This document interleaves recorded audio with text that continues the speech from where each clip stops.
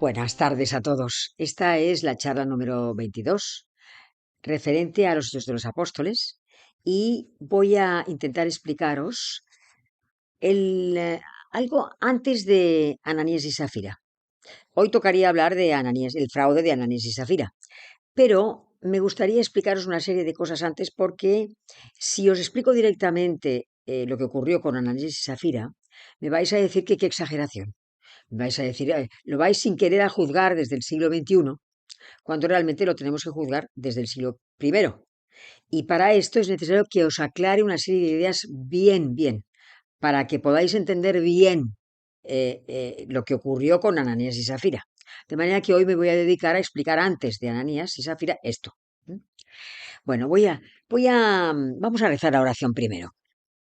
En el nombre del Padre, del Hijo y del Espíritu Santo. Señor Jesús, me presento a ti tal como soy. Te pido perdón por mis pecados.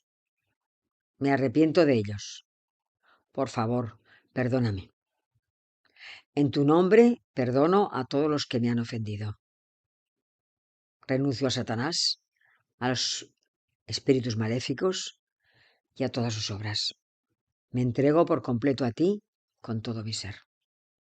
Señor Jesús, ahora y por siempre te invito a entrar en mi vida. Te acepto como mi Señor, mi Dios y mi Salvador. Por favor, cúrame. Cámbiame. Fortaléceme en cuerpo, alma y espíritu. Ven, Señor Jesús.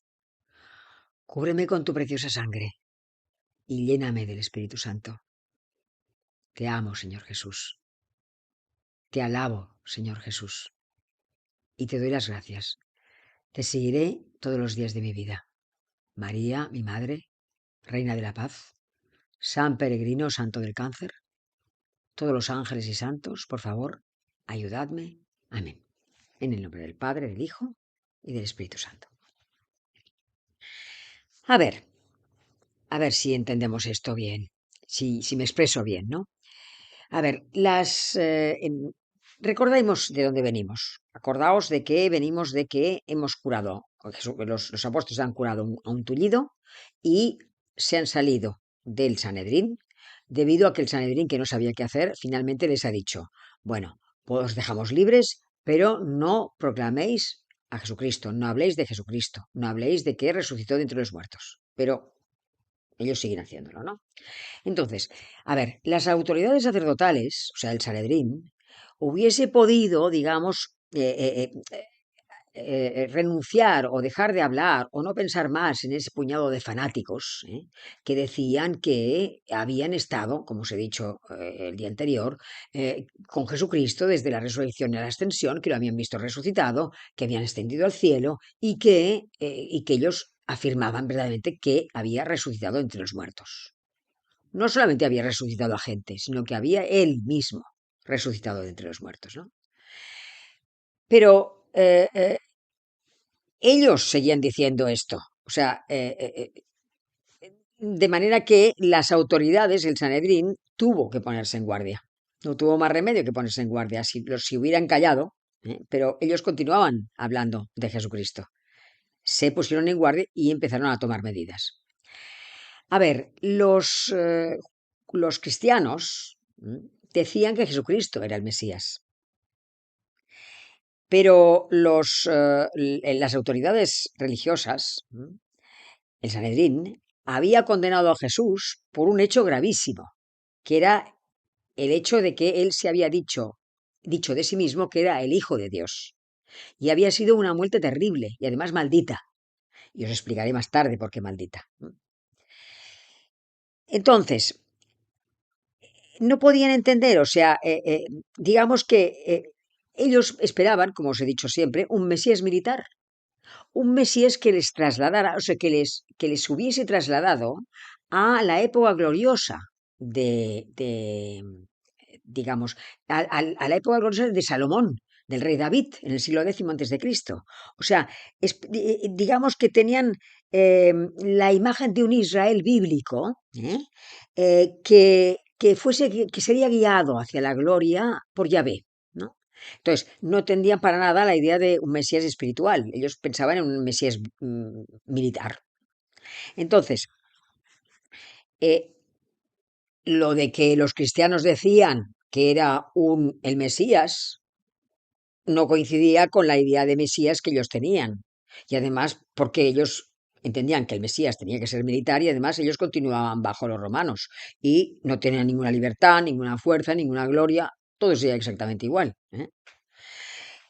Claro que, evidentemente, que habían leído pasajes de Isaías. Por ejemplo, ahora os lo leeré alguno, porque lo habían leído desde que tenían 3 años, antes de leer, ya les enseñaban las escrituras. Entonces, si vamos a Isaías, veréis claro que sabían lo del siervo de Yahvé. Por ejemplo, ya os digo, el capítulo 53, por ejemplo, de Isaías. De Isaías, capítulo 50. Fijaos lo que voy a leer y si no se parece, si no es igual, las profecías, no es Jesucristo. Dice, capítulo 53, versículo 4, dice, y con todo eran nuestras dolencias lo que él llevaba y nuestros dolores lo que soportaba. Nosotros le tuvimos por azotado, herido de Dios y humillado. Él ha sido herido por nuestras rebeldías, molido por nuestras culpas. Él soportó el castigo que nos trae la paz y con sus cardenales hemos sido curados. Como un cordero al degüello era llevado y como oveja que ante los que lo trasquilan está muda, tampoco él abrió la boca.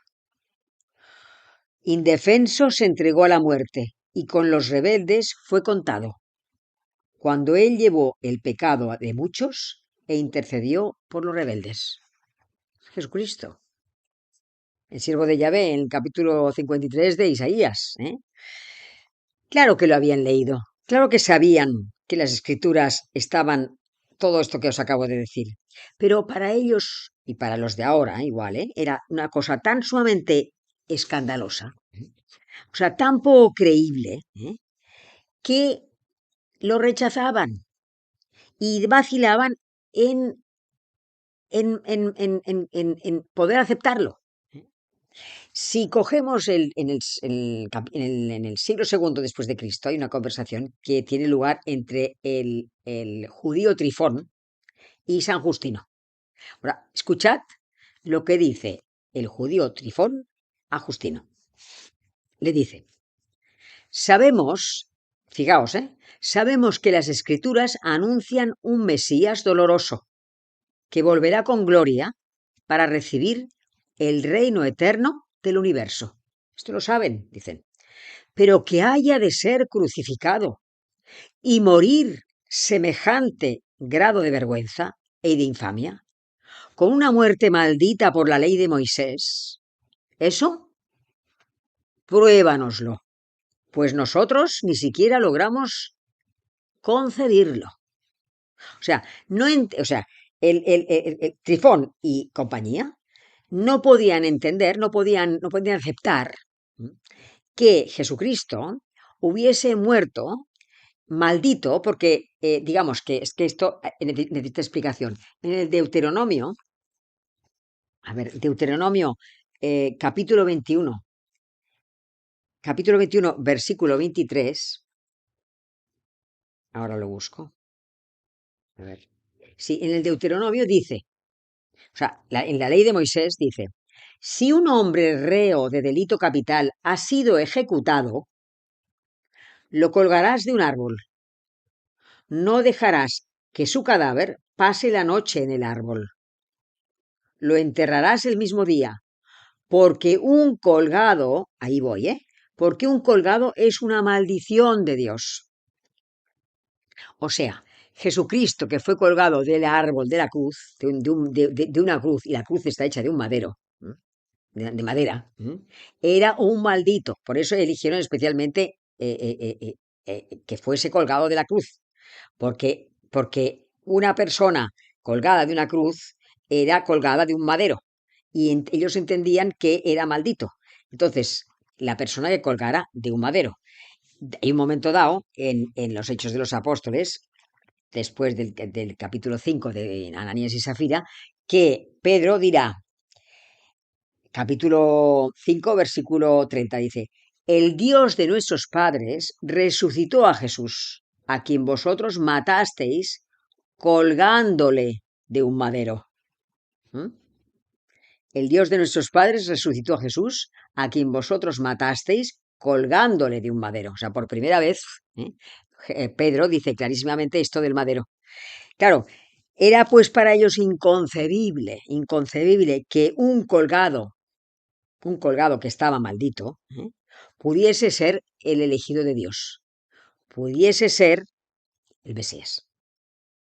Por eso, o sea, para que entendáis bien el punto de vista de los cristianos y el punto de vista de los judíos, para que se os aclare esto bien. Quería contaros esto especialmente. Y entonces, antes de la próxima charla, ¿no? Sí quiero, a ver, la charla versa sobre Ananías y Safira, el capítulo 5, versículo 1, ¿no? Pero quiero explicaros antes 4 cosas con respecto a esto para ya prepararos para la próxima charla. Porque es lo que os dije la última vez, ¿no? Que si yo os cuento lo que pasó con Ananías y Safira, que es el capítulo 5, me vais a decir, pues eso, que es exagerado, que no tiene lógica.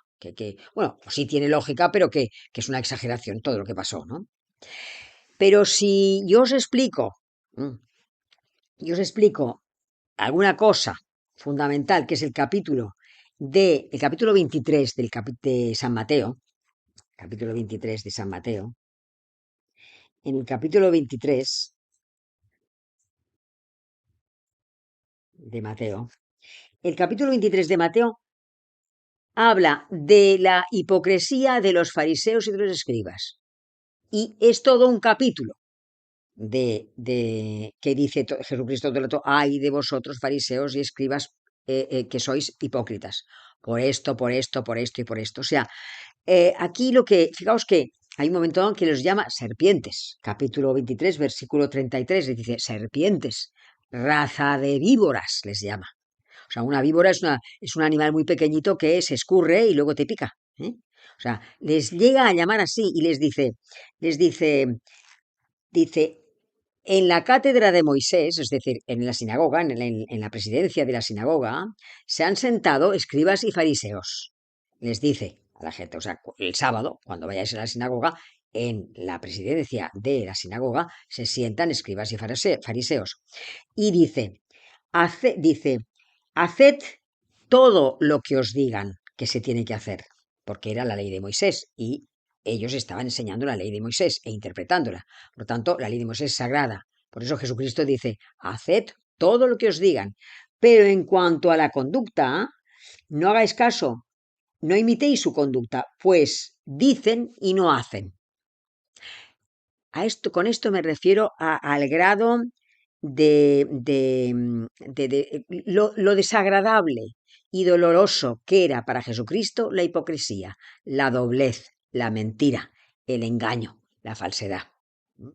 Él que era el camino, la verdad y la vida. Él que era la verdad, no podía con la idea de la mentira, de la hipocresía, del engaño de estas personas, que trasladadas a la actualidad es lo mismo, hay montones de personas que son hipócritas, ¿no? O sea, Jesucristo no podía no es que no pudiera con el fariseo o el doctor de la ley, no podía con la maldad venenosa del grupo como tal, no podía con la mentira permanente